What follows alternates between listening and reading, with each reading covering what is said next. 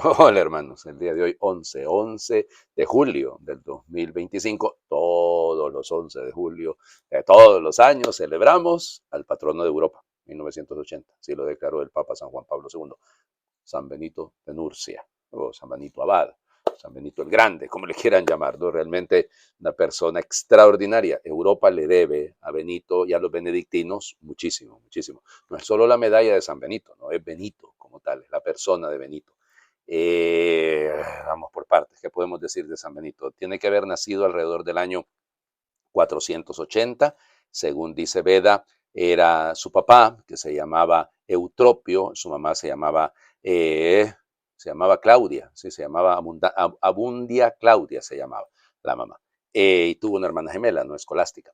Bueno, resulta ser que eran de familia noble, ahí en Norcia, hoy en día es Norcia, no se llama Nurcia en la antigüedad, ahí en Umbria.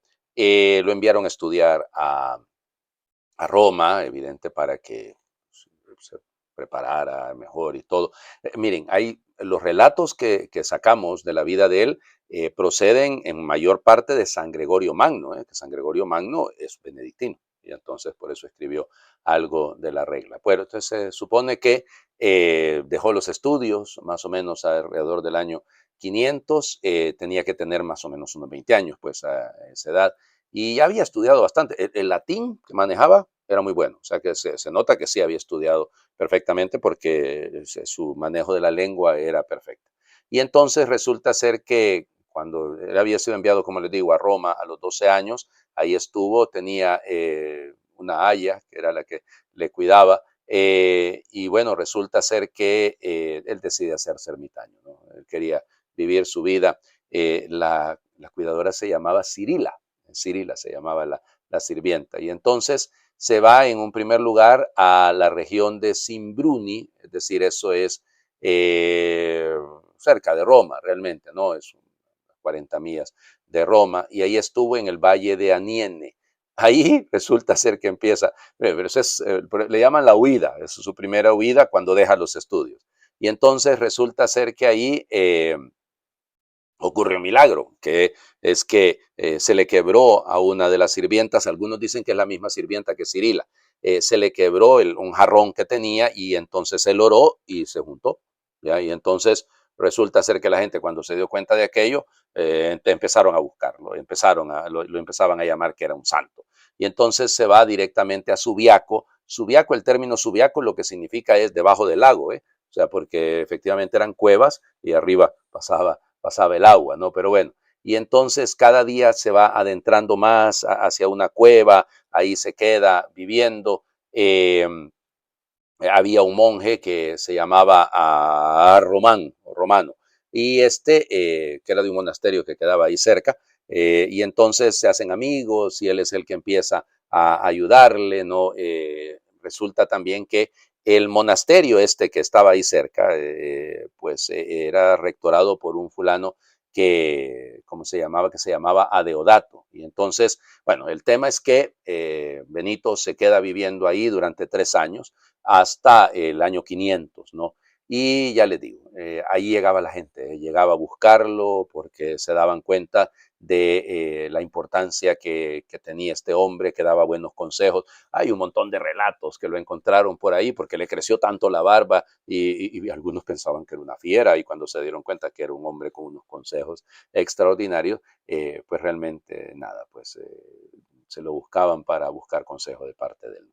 Bueno, y entonces es bello esto que Román le llevaba comida, le llevaba y le compartía. Bueno, ahí fue gestándose su concepto de cómo debía vivirse, y por eso más adelante hubo algunos que lo empezaron a buscar, que le dijeron, bueno, mira, resulta ser que nosotros queremos vivir de tal forma que tú nos enseñes cómo llevar una vida de orden y demás.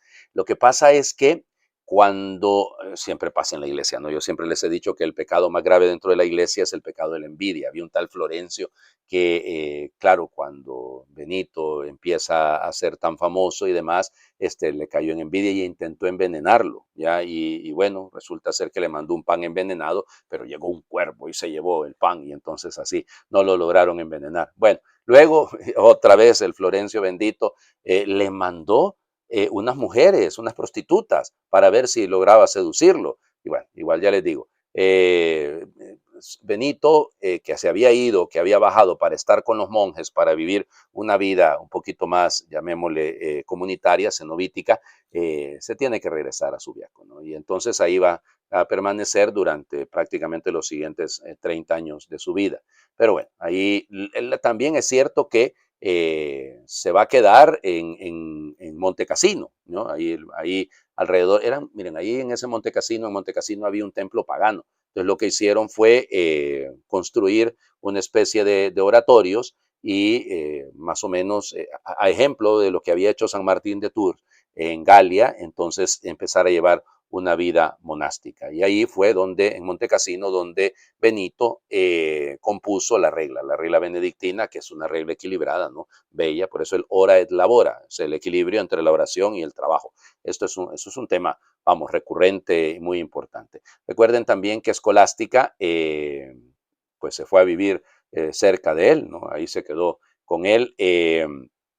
Y bueno, bueno, no en el mismo monasterio, se quedó en un monasterio cercano y todavía murió antes, ya hemos platicado de ella. Bueno, vamos por partes. Yo les decía cómo había sido proclamado por San Juan Pablo II patrono de Europa junto con San Cirilo y San Metodio, Santa Catalina de Siena y Santa Teresa Benedicta de la Cruz. Pero realmente él, como patrono de Europa, había sido declarado patrono de Europa desde tiempos de Pablo VI, en 1964, ¿no? Más adelante, como les digo, ya lo juntaron con los otros patronos y bueno, no hay que quebrarse tanto la cabeza, ¿no? Su canonización realmente ocurrió, bueno, perdón, no dije ni siquiera cuándo había muerto. Debe haber muerto alrededor del año 547, pero murió un 21 de marzo.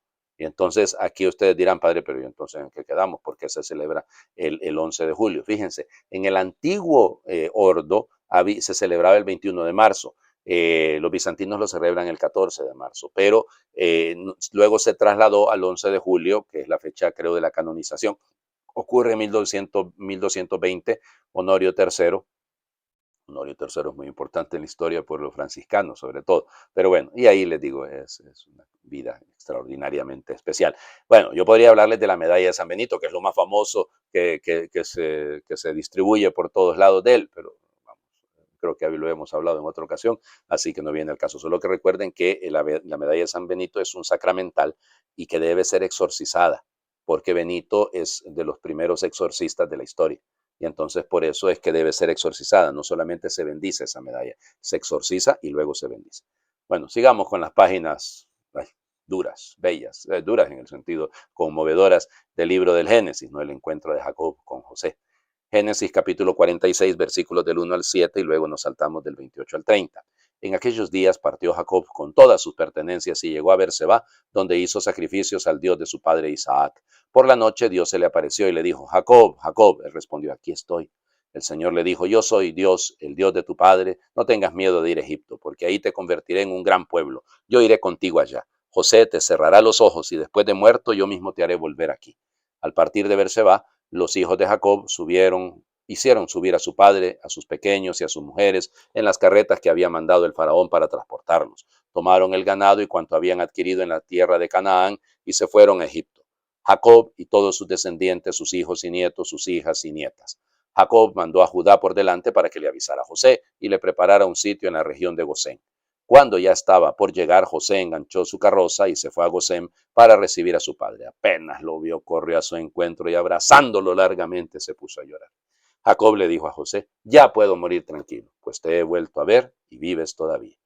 Palabra de Dios, te alabamos, Señor. ¿Se acuerdan que hemos leído hace algunos días, no me acuerdo cuánto, cuando Jacob cruza precisamente y llega a la región ya propiamente de Canaán, ¿no? Cuando llega, cruza el río Jaboc y bueno, y aquello. Muy bien. y que se queda en Penuel. ¿Se acuerdan toda aquella historia que es ahí donde lucha, que se queda solo? Pero yo les contaba cómo había llegado con toda su familia, con sus dos esposas, Lía y Raquel, sus dos mujeres, y todo. Bueno, ok, perfecto. Y se recuerdan de eso, ¿no? Ahora otro movimiento. Jacob, la historia de Jacob, la historia de Israel, en su nombre, es movidita, ¿no? O sea, es decir, va, viene. A veces en la vida nos toca entender también esto, ¿no? Hay, pues a veces la necesidad, a veces la vocación particular de cada uno. Es decir, movimientos habrá, traslados habrá, y tenemos que ser conscientes de eso, que el Señor nos puede llevar y traer y pues el momento que Él quiera, ¿no? Estar dispuestos, una nueva vida comienza. Bajarás ahí, haré de ti una gran nación y volverás. ¿Ya? José te cerrará los ojos. O sea, es toda una historia de familia bella, pero movida.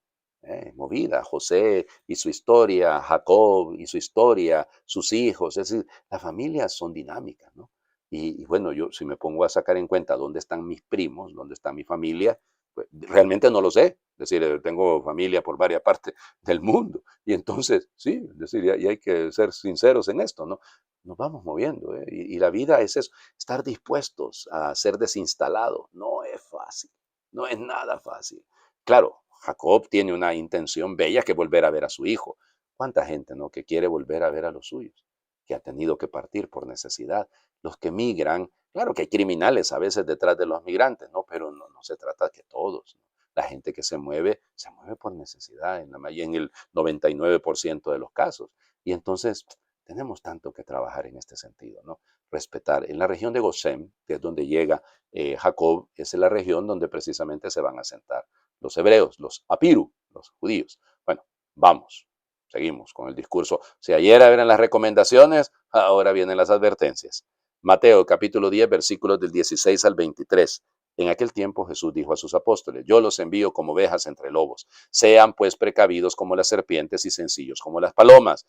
Cuídense de la gente, porque los llevarán a los tribunales, los azotarán en las sinagogas, los llevarán ante gobernadores y reyes por mi causa. Así darán testimonio de mí ante ellos y ante los paganos. Pero cuando los enjuicien, no se preocupen por lo que van a decir o por la forma de decirlo, porque en ese momento se les inspirará lo que han de decir. Pues no serán ustedes los que hablen, sino el Espíritu de su Padre el que hablará por ustedes. El hermano entregará a su hermano a la muerte y el padre a su hijo. Los hijos se levantarán contra sus padres y los matarán. Todos los odiarán a ustedes por mi causa, pero el que persevere hasta el fin se salvará. Cuando los persigan en una ciudad, huyan a otra. Yo les aseguro que no alcanzarán a recorrer todas las ciudades de Israel antes de que venga el Hijo del Hombre. Palabra del Señor. Gloria a ti, Señor Jesús. Bueno, sí, el seguimiento del Maestro implica persecución. Lo hemos visto, ayer lo hemos hablado con los mártires de Damasco y seguimos siendo perseguidos. O sea, en la iglesia tenemos que ser conscientes de esto. Yo los envío, es el Señor, recuerden, Él es el que toma, los envío como ovejas en medio, probata, en medio del licón. Licón es el lobo. Entonces, esto es, somos vulnerables, vivimos bajo amenaza, somos frágiles y por eso el Señor nos pide prudencia. Phronimoi, se dice en griego, phronimoi, el prudente, el sensato, el sabio. Y por eso sean, y también, fíjense, aquí la palabra inocente, aquí es más que esa sencillez que se nos pide, a que era y hoy es más que íntegro. Es decir, la sencillez es no estar mezclado, no andar queriendo quedar bien con Dios y con el diablo, sino esa integridad que tanta falta nos hace, ¿no? Por eso cuando una persona es íntegra, cuando es de una sola pieza, pues evidentemente podrá ser atacado, podrá ser denunciado, martirizado, lo que sea, pero esa persona, ya, fíjense, decía San Jerónimo que las serpientes son astutas para salvarse, ¿no? Pero, y las palomas son puras, o sea, son en ese sentido íntegras, ¿no? Así debe ser un cristiano, ¿no? El cristiano está llamado a esa pureza, a esa, cuídense, prosegete, se dice en griego, es la actitud de estar alerta, porque nos van a llevar a los sinedría, de ahí viene la sinagoga, el sanedrín, es decir, nos van a llevar ante las autoridades. Y vamos, hoy en día, cuánto, las redes sociales se vuelven la autoridad moral hoy en día, por Dios, es la cosa más ridícula, pero pasa, ¿no? Ahí cuánta gente que es, los azotarán, los maltratarán, los matarán, los meterán a la cárcel, es decir, El llamado es a la fidelidad, a pesar de la persecución, mantenerse firmes y dar testimonio. Por eso darán testimonio, martirio. Acuérdense, ahí viene la palabra mártir, ¿no? Porque ustedes serán juzgados por mi causa. Eneken emu se dice en griego, es por mi causa. O sea, la razón de fondo es centrada en Cristo, es cristológica. El sufrimiento por el seguimiento del Maestro, pues evidente que va a venir. O sea, y estamos llamados a ser testigos. ¿Ya? Bueno, por eso no hay que tenerle miedo a los tribunales. Nosotros servimos al Dios eterno, va a decir San Cipriano. Así que por lo tanto nos mantenemos firmes en eso. Por eso no se angustien, no se preocupen. Ya se les dará lo que viene de lo alto. ¿Eh? O sea, no hablarán ustedes, sino que hablará el neuma, hablará el espíritu. Él es el que en la leo, el hablar, ¿no? Él es el que va a hablar. ¿Significa que va a hablar el espíritu por nosotros? No, que vamos a recibir la inspiración de Dios. Es Dios el que va a través de nosotros a hacer saber, a hacer sentir su palabra. Duro lo que sigue, estos versículos a partir del versículo 21, qué duro, ¿no? Es esto de los hijos se entregarán a los padres, el padre a los hijos. Wow, o sea, qué duro esto, ¿no? Es el paradoxeo, el verbo entregar, ¿no? Así que cuando se utiliza también referido a Jesús, ¿no? Y fíjense, esa violencia familiar, ¿no? Qué doloroso, ¿no? Hay lo que buscan es la muerte, es el tánatos, es la muerte. Qué duro, realmente serán odiados todos por mi nombre. Fíjense, esa es la reacción que se da frente a la luz, ¿no? O sea, hay un rechazo a la luz, pero el que hipomeinas, el que persevere, al que se quede, el que se resista con paciencia, ese será sotesetai, ese será salvado. Ya, pues hay que perseverar hasta el fin. ¿Eh? El camino del Señor Jesucristo es así. Claro, ahí vienen algunos consejos prácticos también. No se arriesgue usted, ¿verdad? No de la carota, ya no, ya, bueno, ustedes, si en una ciudad no lo reciban, vayan a la otra y muévanse, pues. Ya, el término ese de que no terminaremos de recorrer las ciudades hasta que venga el Hijo del Hombre. Bueno, señores, ya recorrimos varias, claro que nos faltan un montón, pero no es tanto en el mundo de Israel como en el mundo en general. Les invito a hacer oración. Esta está bastante larga. Últimamente me he encontrado oraciones largas y pido mil disculpas porque don Florentino Ulibarri, que escribe esta oración, lógicamente habla en el castellano propio de España. Salid, amigos y amigas, marchad. Bueno, yo lo he pasado al castellano nuestro de América Latina. Espero que don Florentino no se moleste. ¿Okay?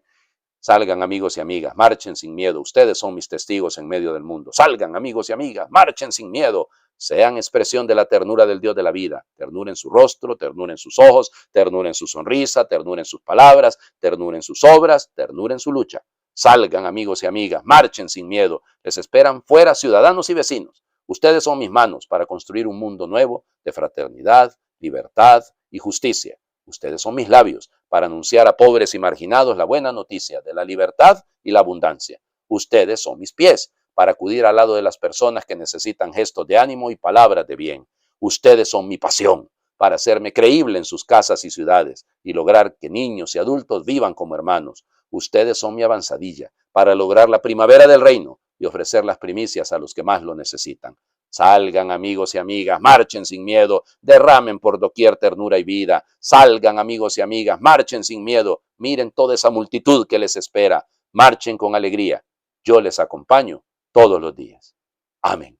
Señor esté con ustedes y les bendiga a Dios por intercesión de San Benito de Nurcia, el que es Padre, Hijo y Espíritu Santo, y su bendición descienda, les acompañe siempre. Muy feliz viernes para todos.